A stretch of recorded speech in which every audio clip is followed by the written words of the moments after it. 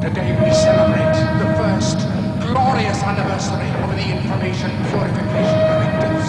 We have created, for the first time in all history, a garden of pure ideology, where each worker may bloom, secure from the pests, obeying contradictory thoughts. Our unification as wolves is more powerful a weapon than any fleet or army on earth. We are one people, with one will, one resolve, one cause. Our enemies shall talk themselves to death, and we will bury them with their own confusion. We shall prevail.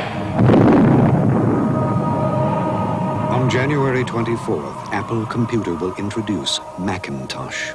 And you'll see why 1984 won't be like 1984.